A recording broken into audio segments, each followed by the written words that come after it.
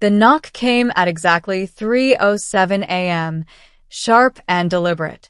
I had been sprawled on my couch, half asleep, scrolling through the low-resolution flicker of a late-night human drama rerun. My apartment building, a bland slab of concrete that smelled faintly of mildew and burnt toast, was usually quiet at this hour, except for the occasional hum of the refrigeration units or the muffled thud of someone's heavy footsteps in the hall. But this knock was different. At first, I thought it was a prank. Maybe one of the new tenants from 5B, who always seemed to think the dark hours were the best for urban adventure. But the sound didn't repeat. There wasn't a pause, then a stifled laugh.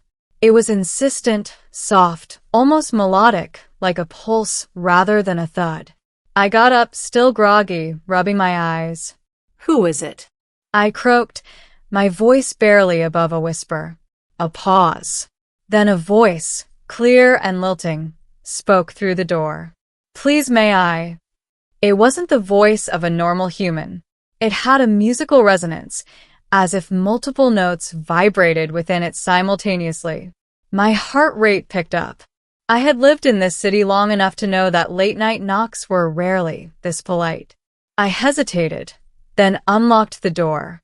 The light from my hallway flickered onto a figure I had seen countless times in passing but had never actually spoken to, my neighbor from 7C. She was unusual even by city standards. Tall, impossibly slender, with hair that shimmered like liquid silver and eyes that reflected a strange iridescent hue. There was an ethereal quality to her, a fluidity in her movements that didn't quite align with the rigid mechanics of human bone and muscle. I need to sleep," she said, stepping inside without waiting for an invitation. Her voice carried a softness that made me feel oddly protective, like she was fragile, even though her form seemed otherworldly. I blinked. "Sleep here?" She nodded, almost solemnly. "Beside you. It is necessary." And just like that, she laid herself down on my couch. Her presence was immediately overpowering, filling the room with a subtle warmth that smelled faintly of ozone and something sweet, like honey and metal. I didn't know what to do. Part of me wanted to protest, but another part, the irrational, absurd part that humans keep hidden, just watched her settle as if it were the most natural thing in the world. I sat in my armchair, pretending to read an old, tattered book I didn't remember owning. But I couldn't focus. Her breathing, or whatever it was she was doing, was oddly hypnotic. The soft rise and fall of her chest, if you could call it that, made the room feel alive in a way I had never experienced. Hours passed, or maybe it was minutes. Time seemed to warp around her presence. Eventually, I realized she was speaking, not out loud, but in a way that reverberated in my head. "You are human," she said, simple yet profound. I swallowed hard. "I am. You are fragile, yet resilient. You experience fear, and yet you endure." Her words were strange, alien in cadence, but they weren't accusatory. They were almost admiring. I laughed softly, a nervous laugh. "That's what humans do, I guess." She tilted her head, studying me in a way that made me feel both exposed and understood. "I have learned much from observing you, from observing your species. And now I wish to understand more." I had 1,000 questions, but I didn't know where to start. "Why are you here? Why at 3 a.m.? Her gaze softened. "The cycles of my planet, my species, we do not sleep as you do. But sometimes the need for proximity, for connection becomes urgent. I cannot explain fully, but tonight I need your presence. Beside me." It was absurd, ridiculous, even. Yet there was a sincerity in her tone that silenced my skepticism. I nodded. "All right, but you can't just—" "I do not wish to intrude," she interrupted, voice gentle. "But I cannot remain apart. And so, she slept, or something like it. Her form shimmered faintly in the dark, undulating in ways that seemed impossible. I felt the air around us hum with quiet energy. Strange, warm pulses radiated from her, almost like an invisible heartbeat syncing with my own. I realized then that I wasn't just observing her. I was feeling her presence inside me, in my chest, in the subtle twitch of my nerves. Morning came with a reluctant clarity. The first light spilled into the room, illuminating her features in harsh reality. She looked almost human in the sunlight, but the faint shimmer of her skin, the glint of alien patterns beneath, reminded me that she was far from it. "I must leave," she said, voice tinged with a strange melancholy. I blinked. "You will come back?" Her eyes glimmered with something like uncertainty. "I do not know, but I will attempt to." Days turned into weeks. She visited almost nightly, always appearing at 3 a.m., always asking to sleep beside me.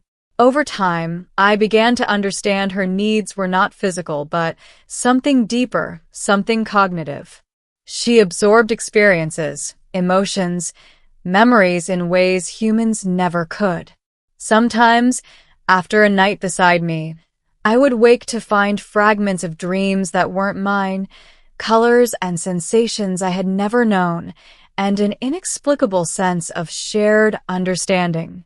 One night, as the city outside hummed with neon lights and distant sirens, she turned to me while I stirred awake from a half-conscious sleep. "You fear humans," she said softly, almost like a revelation. "Yet you survive. You adapt. You endure." I laughed, softly shaking my head. "It's not really fear. It's just knowing what's out there. Knowing we can fail."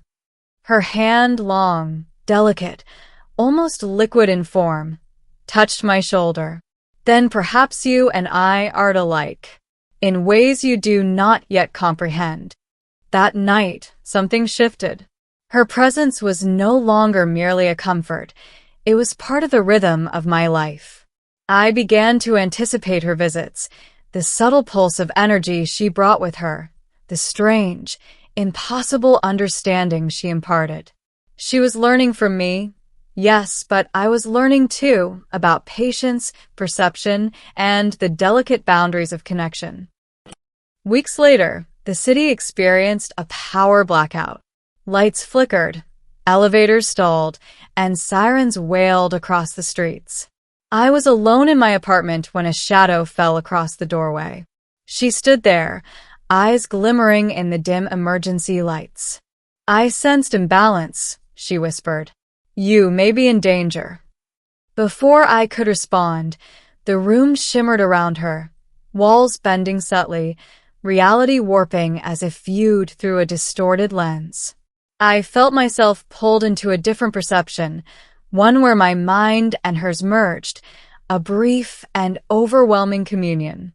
In that instant, I saw the world as she did, layered, resonant, full of invisible energies and networks connecting every living thing.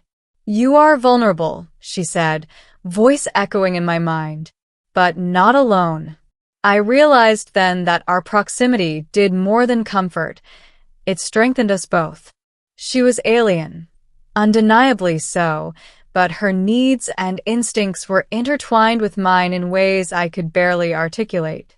After the blackout ended, she lingered longer than usual, her form soft against mine. I could feel the rhythm of her energy, a heartbeat that was not mine but felt like it had been since the beginning of our acquaintance. I reached out, touching her hand in the half-light. "Why me?" I asked, honestly, because the question had haunted me from the start. She looked at me, her eyes reflecting every color of the unseen spectrum. "Because you are human, fragile, imperfect, yet true. You are a real. And in truth, I have found no other like you." Her words, alien as they were, carried a weight that resonated in my chest. I realized then that the bond between us was no longer accidental or situational. It was inevitable, born of mutual need, curiosity, and perhaps something that transcended species. Time moved forward, sometimes erratically. Her visits became a constant, and with each night spent beside her, I became more attuned to her rhythm, her pulse, her presence. I began to anticipate not just her arrival but her thoughts, the way her energy shifted with moods, the way her consciousness interacted with the world. And she, in turn, seemed to draw something equally vital from me, a steadying force, an anchor in her alien perception of reality. Then, one night, as we lay side by side, the city quiet around us, she whispered words that felt like a promise. "You are necessary," she said, "to me, to my understanding of existence. Sleep with me, always if you will." I smiled, a genuine, unguarded smile. "Then I will, always." For the first time, I understood that this wasn't just about proximity or curiosity. It was about connection, a bond that transcended species, language, and logic. It was something profound and inexplicable, but wholly real. And so, every night, at 3 a.m. or whenever the pull became irresistible, she would come to my door, and I would open it, and we would sleep beside each other, two beings from entirely different worlds, sharing a fragile, impossible, undeniable truth, that even across the vast gulf of alien and human, connection could be found. Over time, I no longer thought of her as merely my neighbor. She was a part of my life in ways that could not be measured. And in the quiet hum of early morning, when the world outside was still and the light seeped softly through the curtains, I would hold her hand and feel that, perhaps, this strange, improbable companionship was the truest form of survival, human, alien, and everything in between. And in that understanding, I finally slept without fear.